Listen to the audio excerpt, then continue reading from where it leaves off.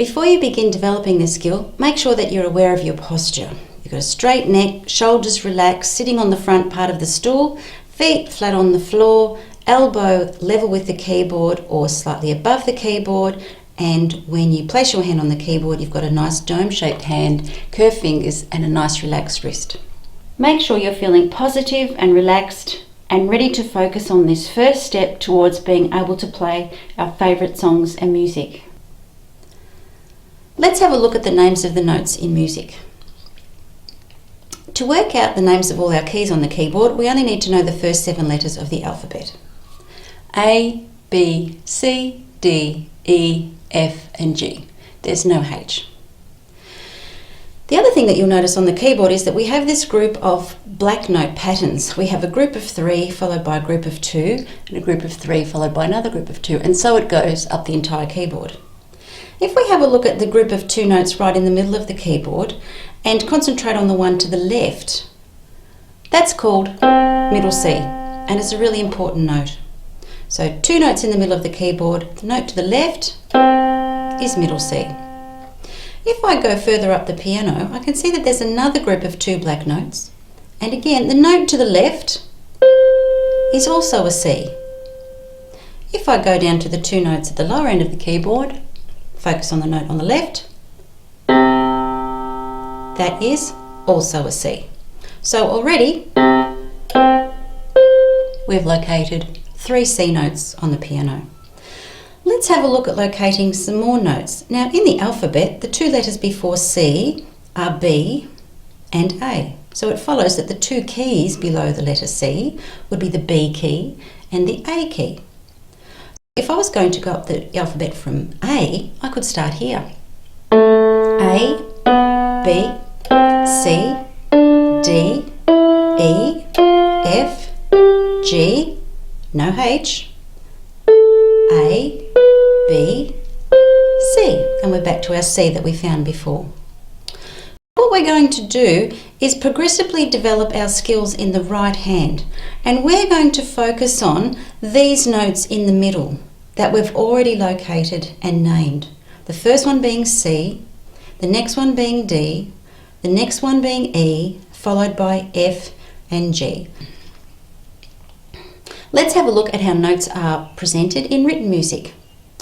When composers write music, they do so on what's called a musical staff or stave. And the musical staff has 5 lines with 4 spaces in between.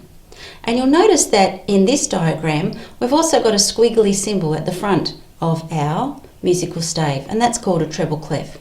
That indicates that what we'll be playing mostly are notes from middle C upwards on the piano, and we'll be mostly doing that with our right hand.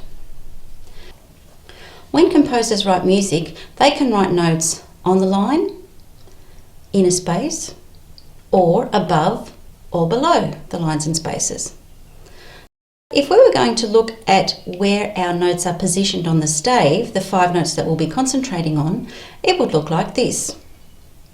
So we've got C, which is the note on the line below the musical stave in the treble clef. D is the note that's just tucked under the first line. E sits on the first line.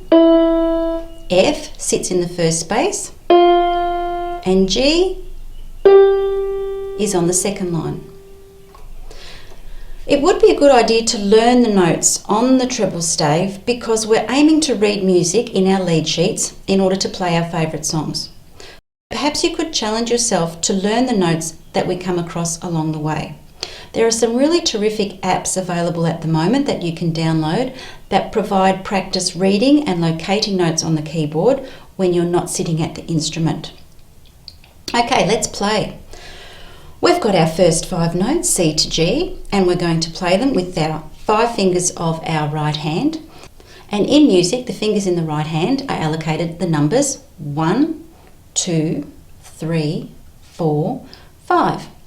Starting with our thumb, which is finger 1, we'll play C, followed by D, and so on.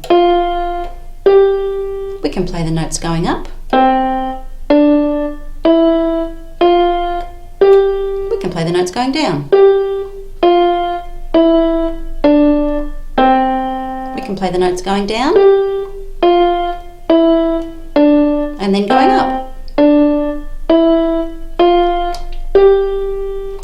Just play those first 5 notes under your fingers till you get the feel of your instrument and they start to feel very comfortable and you're very relaxed finding those notes.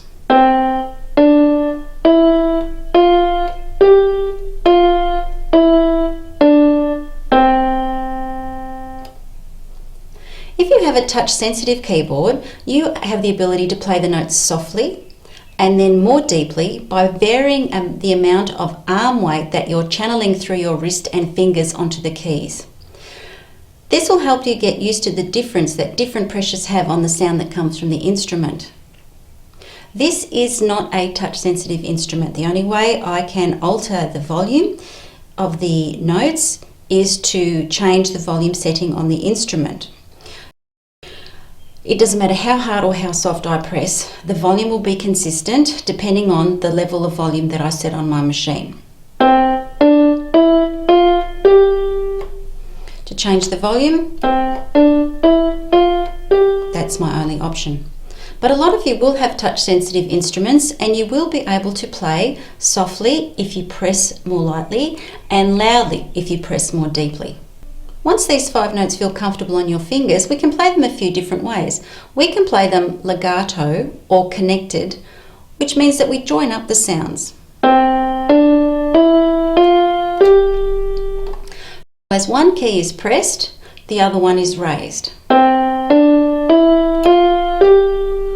In written music, when composers want notes to be played legato or smooth and connected, they draw a curved line under or over the notes. We could also play those notes staccato or detached. And in written music, when composers want to show that they want their notes played staccato, they will draw dots either under or over the notes on their musical stave. So we can play legato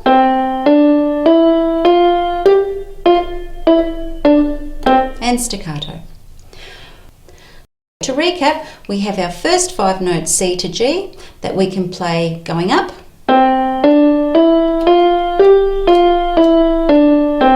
coming down in a legato style or in a staccato style. And if you have a touch-sensitive keyboard, you can also change the amount of pressure you're applying to the keys to change the dynamics from soft to loud. Because we have an electronic keyboard, we've also got the ability to play those first 5 notes using different tones in the instrument.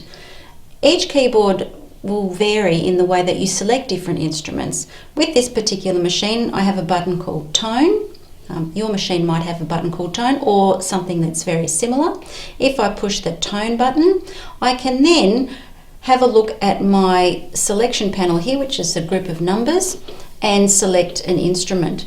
I'm just going to choose one at random. I've just put in 145. That's come up as a soprano saxophone. So we can play our 5 notes using that tone instead of the piano sound.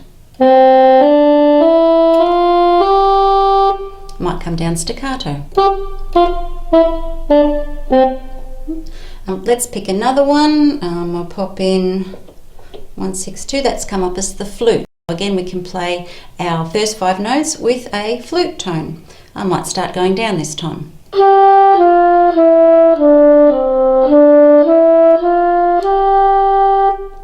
The other way on this particular instrument that you can alter tones is by using the plus or minus button, and that just scrolls through numbers one at a time. Let's have a look at, say, the French horn.